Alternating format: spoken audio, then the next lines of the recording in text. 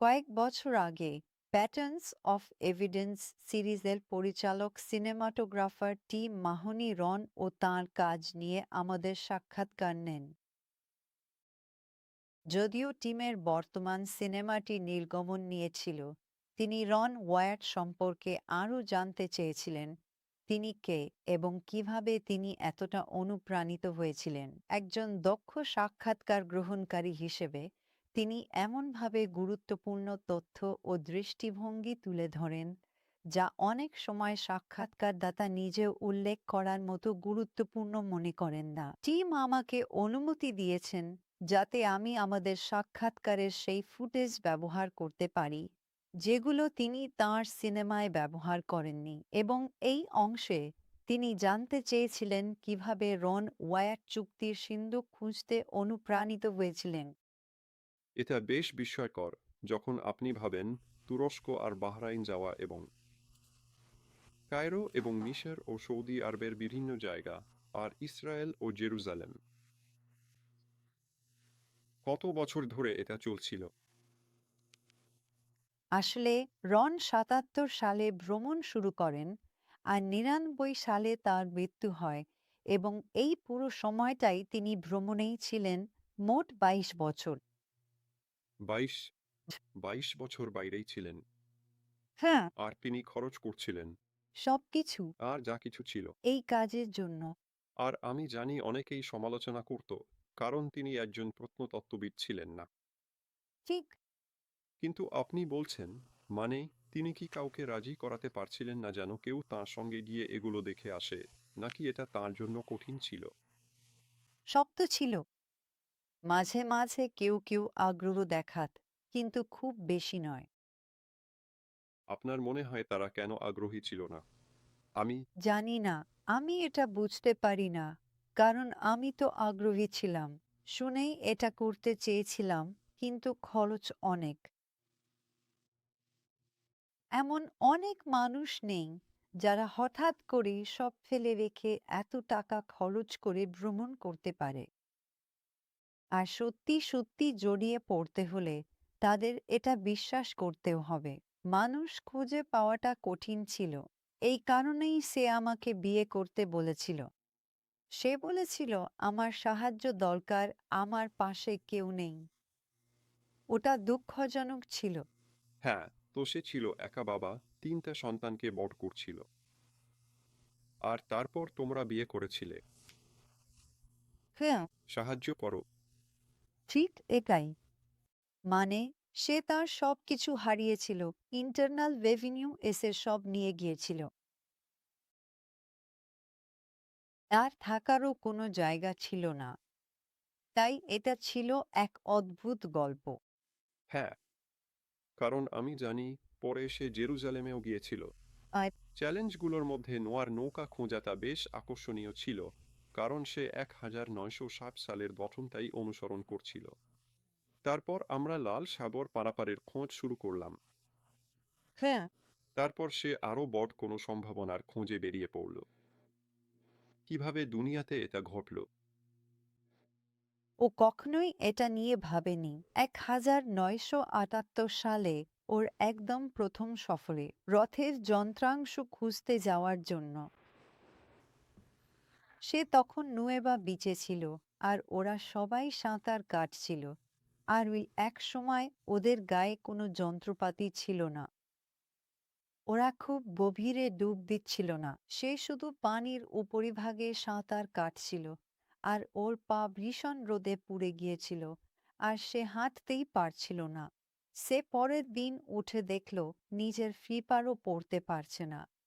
তাই ওরা আবার জেরুজালেমে ফিরে গেল, কারণ তখন 78 সালে যদি কারো কাছে টিকিট থাকতো অ্যাপেক্স টিকিট, সেটা বদলানো বা কিছুই করা যেত না। তাই ওদের সেখানে গিয়ে বাড়ি ফেরার ফ্লাইটের সময় পর্যন্ত অপেক্ষা করতে হয়েছিল। আগে কখনো জেরুজালেম না আসায় প্রথমবার এসে ওরা চারপাশ দেখতে দেখতে গার্ডেন টুমের মধ্যে দিয়ে হাঁটছে। আর রন একজন লোকের সঙ্গে কথা বলছিল যার পরিচয় সে কখনো প্রকাশ করেনি। আমি বলবো, কারণ এখন ও আর রন দুজনেই মারা গেছে। সে একজন লোকের সঙ্গে হাঁটছিল যার নাম ছিল কর্নেল ডুবি, যিনি তখন গার্ডেন টুম দেখতেন। রন ভেবেছিল সে ইহুদি, কারণ তার গায়ের রং কালো আর নাকটা ছিল বেশ বড়। কিন্তু আমার মনে হয় সে হয়তো ইহুদি ছিল না, সে হয়তো অন্য কিছু ছিল। যাই হোক, ওরা কথা বলছিল, ওরা হাঁটছিল, আর রনি আর ড্যানি সম্ভব ওদের পেছনে ছিল বা কাছাকাছি কোথাও। ওরা হাঁটছিল, কথা বলছিল ক্লিফের ধারে, আর রনের বাঁ হাতটা সামনে বাড়িয়ে বলল, ওটাই জেরেমিয়ার গুহা, আর সেখানেই আর্ক অফ দ্য কভেন্যান্ট আছে। আর রন বলল, আমি কখনো ওটাই প্রথমবার, কখনোই আমি তো আর্ক অফ দ্য কভেন্যান্ট নিয়ে ভাবিনি। সে এ ব্যাপারে কিছুই জানত না। এইভাবেই ব্যাপারটা ঘটেছিল। আর কর্নেল ডবি বললেন, ওহো, দারুণ তো আমাদের। তোমাকে আবার ফিরে আসতে হবে এবং এটা নিয়ে কাজ করতে হবে। আমরা তোমাকে থাকার জায়গা দেব, খাওয়াবো, এমনকি তোমার কাপড়ও ধুয়ে দেব। তাই সে বল, আচ্ছা, আমাকে এটা নিয়ে ভাবতে হবে। কারণ সে তো ইতিমধ্যেই, জানোই তো, সে রেড সি আর মাউন্ট সিনাইয়ের কাজ শেষ করার ব্যাপারে বেশ মনোযোগী ছিল। তাই এভাবেই ব্যাপারটা শুরু হয়েছিল। তাহলে সে কি শুরু করেছিল? মানে সে নিশ্চয়ই এটা নিয়ে ভেবেছিল। তারপর সে ফিরে এসেছিল। আর সে কি করেছিল? একটা বেলচা নিয়ে নিল। আর ব্যাপারটা কিভাবে চলেছিল? সে কি ইসরায়েলি সরকারের সঙ্গে কথা বলেছিল আর অনুমতি নিয়েছিল? না, সে বাড়ি ফিরে গিয়ে এ নিয়ে প্রার্থনা করেছিল, কিন্তু সে পড়াশোনা শুরু করেছিল। আর যখন সে এটা নিয়ে পড়াশোনা করছিল, জানোই তো, তখন আরক অব দ্য কভেন্যান্টের কি হয়েছিল। কেন আরক অব দ্য কভেন্যান্ট ওখানে থাকবে? আর কেন ওটা জেরেমিয়ার গুহা হবে, যখন সবাই বলে ওটা তো অন্য পাশে, জানোই তো, আরও নিচে ক্লিফের গায়ে একটা গুহা। তাই সে পড়াশোনা শুরু করল। আর যখন সে সিদ্ধান্ত নিল যে ওটা হারিয়ে গেছে, যখন সে তথ্য পেল যে ওটা হারিয়ে গেছে, বাবিলীয় অবরোধের সময় যখন তারা শহরের চারপাশে অবরোধ প্রাচীর তৈরি করেছিল, তখন সে ভাবল, আচ্ছা, সে বুঝতে পারল সম্ভবত তখনই ওটা কোথাও গোপনে রাখা হতে পারে, কিন্তু সে জানত না কোথায়। যখন সে বলল ওটাই জেরেমিয়ার গুহা আর আরক অব দ্য কভেন্যান্ট ওখানেই আছে, তখন সে কোথায়, জানো কোথায়? আর সে অনেক সময় ধরে ওখানে একটা সুড়ঙ্গ খুঁড়ে ওটা খুঁজছিল। আর সেটা ছিল 3 বছর 6 মাস আগে সে ওই খাড়া পাহাড়ের নিচে মুখ গুঁজে ঢুকে পড়েছিল। তাহলে সে, সে ফিরে এসে ভেবেচিন্তে আবারও ফেরার সিদ্ধান্ত নিল। হ্যাঁ, দুঃখিত। তারপর সে কি হয়েছিল? সে কি তখন কর্তৃপক্ষের সঙ্গে কথা বলেছিল, নাকি সরাসরি খোঁড়াখুঁড়ি শুরু করেছিল? সে ফিরে এসেছিল, আর জানো, গার্ডেন টুমের লোকেরা বলেছিল সে খুঁড়তে পারে, কিন্তু ওরা তাকে দায়িত্ব দিয়েছিল, মনে হয়, জেরুজালেমের কর্তৃপক্ষের কাছ থেকে অনুমতি নিতে হয়েছিল। আর ওরা তার ওপর নজরদারির জন্য একজন প্রত্নতত্ত্ববিদ নিয়োগ করেছিল, কিন্তু সেই প্রত্নতত্ত্ববিদ খুব একটা কিছু করেননি।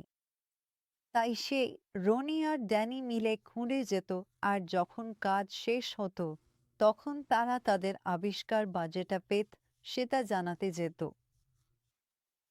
ব্যাস, এটাই ছিল। সে শুধু খুঁড়ে যেত। আর সে কি খুঁজছিল? সে জানত না। সে বলেছিল, যখন সে সেখানে পৌঁছাল আর চারপাশে তাকাল, প্রথমেই তার চোখে পড়েছিল এই কাট আউট বা খোপগুলো, যেগুলো পাহাড়ের দেয়ালে ছিল। ওই রকম 3টা ছিল। ওগুলো এমনভাবে একটু একটু করে সরেছিল। আর তার মনে হলো জানো, এগুলো দেখতে ঠিক সেই কাট আউট বা খোপগুলোর মতোই লাগছে যেগুলো আমরা দেখি।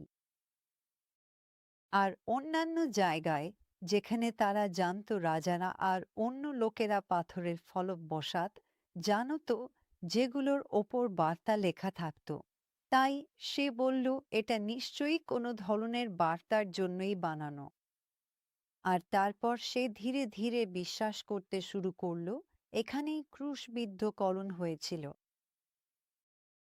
এবং এখানেই, মানে, সে পুরোপুরি নিশ্চিত ছিল না, কিন্তু তার কাছে ব্যাপারটা ধীরে ধীরে পরিষ্কার হতে লাগল।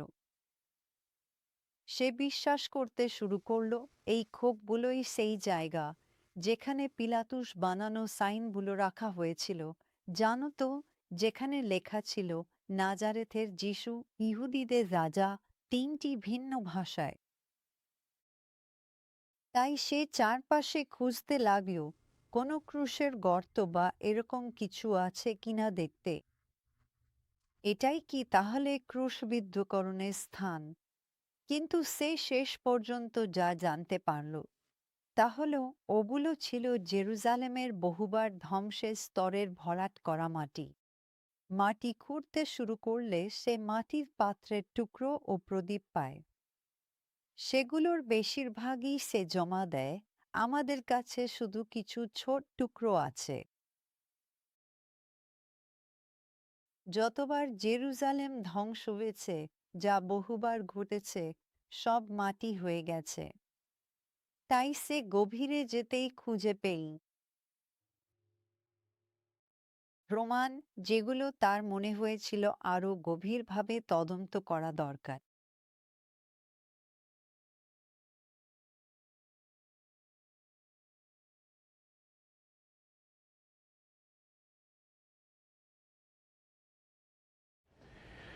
এখন আমোস 3:7 বলা আছে, প্রভু ঈশ্বর তাঁর দাস নবীদের কাছে গোপন কথা প্রকাশ না করে কিছুই করেন না। তাহলে আমরা আশা করতে পারি যে ঈশ্বর পুরনো নিয়মে এমন গুরুত্বপূর্ণ কিছু ভবিষ্যদ্বাণী করবেন, যেমন যিশুর রক্ত করুণা আসনের ওপর পড়া। মানে, বন্ধুরা, এটাই তো পরিত্রাণ পরিকল্পনার মূল এবং আত্মা। আর এটা আমাকে অবাক করতো যদি এটা পুরনো নিয়মে ভবিষ্যদ্বাণী করা না হতো। তাহলে দানিয়েল 9:24 ওই পদ্যের শেষ অংশে বলা হয়েছে, এবং সর্বাপেক্ষা পবিত্রকে অভিষেক করতে। এখন অনেকেই মনে করেন যে এটা ছিল খ্রিস্টের বাপ্তিস্মের কথা, যখন পবিত্র আত্মা নদী জর্দানে কবুতরের আকারে তাঁর ওপর নেমে এসেছিল। তবে খ্রিস্টই সর্বাপেক্ষা পবিত্র নন। ঈশ্বরত্বের 3জন সদস্য আছেন। তিনি 3জনের একজন, কিন্তু তিনি সর্বাপেক্ষা পবিত্র নন। কিন্তু আপনি যদি ধর্মগ্রন্থ পড়েন, তাহলে দেখবেন সর্বাপেক্ষা পবিত্র এই উপাধি, এই নামটি ব্যবহৃত হয়েছে চুক্তির সিন্দুকের করুণা আসনের জন্য। সর্বাপেক্ষা পবিত্র স্থানকে তাই বলা হয়, কারণ ওটা ওখানেই আছে। তাহলে যাই হোক, এই সর্বাপেক্ষা পবিত্র হল করুণা আসনটি অভিষিক্ত হওয়ার কথা ছিল। এখন তাহলে এর মানে কি কেউ সেখানে অভিষেকের তেল ঢালবে? পুরনো নিয়মের সময়ে যত অভিষেকের তেল ব্যবহৃত হয়েছে, সবই যিশুর রক্তের প্রতীক ছিল। অভিষেকের তেলে কোনো গুণ নেই, কিন্তু যেটার প্রতীক ছিল, অর্থাৎ খ্রিস্টের রক্তে গুণ আছে। তাহলে খুব সহজ ভাষায় বললে, বন্ধুরা, দানিয়েল 9:24 বলা হয়েছে যে খ্রিস্টের রক্ত করুণা আসনের ওপর পড়বে, যাতে বলি ও পাপের অবসান হয়। যাই হোক, পরবর্তী অংশে আমরা দেখি, বাইবেলে, বিশেষ করে নতুন নিয়মে, সব সময় উল্লেখ আছে যে পুরনো নিয়মের এই ভবিষ্যদ্বাণীগুলো সত্যিই ঘটেছিল। সেগুলো পূর্ণ হয়েছে। তাহলে 1 যোহন অধ্যায় 5 পদ 7, 8 এবং 9। 7 নম্বর পদে বলা হয়েছে, স্বর্গে তিনজন আছেন যারা সাক্ষ্য দেন বা রেকর্ড রাখেন। আমাদের জীবনের একটি রেকর্ড সেখানে আছে। বলা হয়েছে, আমাদের মাথার প্রতিটি চুল পর্যন্ত গোনা আছে। দাউদ বলেছিলেন, আমার সব অশ্রু, তুমি আমার সব অশ্রু একটি বোতলে রেখেছ। তাহলে, যাই হোক, স্বর্গে তিনজন আছেন যারা রেকর্ড রাখেন। ঈশ্বর পিতা, বাক্য, যাকে আমরা খ্রিস্ট বলে জানি, এবং পবিত্র আত্মা বা পবিত্র আত্মা। এবং বলা হয়েছে এই তিনজন এক। ৮ নম্বর পদে বলা হয়েছে, পৃথিবীতে তিনজন সাক্ষ্য দেন: আত্মা, জল এবং রক্ত। এখন অবশ্যই জল ছিল সিরাম, যা রক্তের একটি অংশ।